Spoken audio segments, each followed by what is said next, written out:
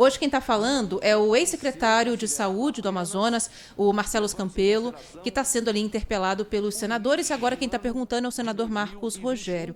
É para Brasília que a gente vai agora, porque a Larissa Arantes está aqui com a gente para tentar falar se o ex-secretário aí caiu em alguma isca, entregou algo que os senadores estavam buscando em relação à postura do governo nessa pandemia. Larissa, boa tarde para você. Ô Larissa, ele já disse que entrou em contato várias vezes com o governo, pedindo socorro, né?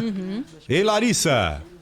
Ei, Ana e Joel, boa tarde para vocês. E exatamente isso. E abri, inclusive, dizendo dessa informação que ele deu a respeito de uma ligação ao ex-ministro da Saúde, Eduardo Pazuello, para avisar ali da preocupação em relação ao estoque de oxigênio, né?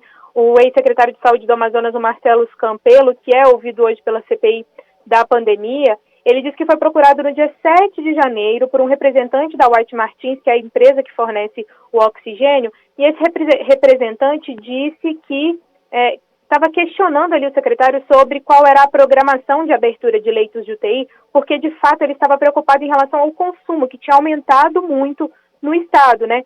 Então, o ex-secretário disse que ligou para Pazuello para falar sobre esse assunto. E por que essa informação é diferente, né? Porque o ex-ministro tinha dito em depoimento que ele só ficou sabendo da possibilidade de escassez de oxigênio no Amazonas no dia 10 de janeiro. Portanto, aí, uma informação diferente, né? E também o segundo ponto que acho que a gente pode destacar em relação a esse depoimento de hoje é o período, né? O total de dias ali que o Estado ficou, de fato, sem o oxigênio. Nesse primeiro momento, em relação à data, né, de informação ao Ministério da Saúde, eu separei um trechinho que dá para mostrar ali o senador Renan Calheiros, que é o relator da CPI, questionando, tentando chegar ao ponto, digamos ali, crucial da resposta do Marcelo Campelo. Vamos ouvir. No dia 7 foi a ligação para pedir apoio logístico para Belém, de Belém para Manaus. No dia 10 informei a preocupação com as entregas da White Martins, e no dia 11, a partir daí, o Ministério da Saúde começou a tratar diretamente com a White Martins. E quanto à negativa do ministro de que isso teria acontecido no dia 7? E que só foi informado no encontro de Vossa Senhoria e do governador no dia 10, pessoalmente. O que é que o senhor acha desse fato? Foi feita uma ligação, presidente, ao ministro, pedindo apoio logístico para o oxigênio, explicando a situação, o pedido que a White Martins me fez, e aí eu passei para o Ministério em função de que somente aeronaves militares poderiam fazer esse tipo de transporte. Então o ministro mentiu? Bom, em outro momento ele irritou os senadores, principalmente ali o senador Eduardo Braga, quando ele disse que uma intermitência no registro de fornecimento na rede de saúde, né, só foi registrado ali que ficou sem oxigênio nos dias 14 e 15 de janeiro. E aí, mais uma vez, o senador Eduardo Braga disse que não, né, que foram o registro ali, a verificação, esse período sem oxigênio durou muito mais e o clima realmente ficou bastante tenso na comissão. Rede de saúde, nos tanques de oxigênio, nós registramos a intermitência do fornecimento no dia 14 e 15. Uma coisa é faltar na rede de saúde, no hospital. Outra coisa é o paciente que está tratando em casa porque não tem vaga no hospital, tentar comprar o cilindro no mercado, ele não existir no mercado da cidade.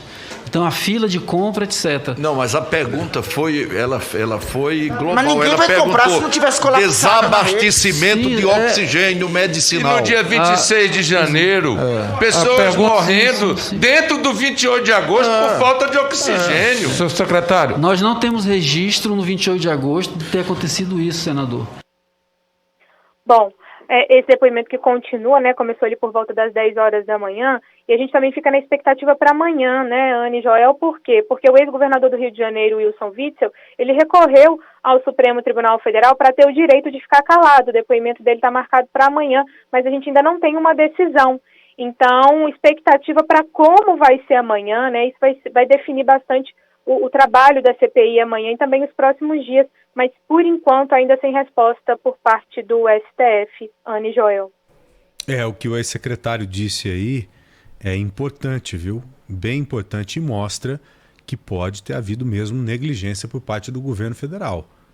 Porque quantas vezes nós entendemos que o governo federal tentou passar a responsabilidade para o Estado e para o município também.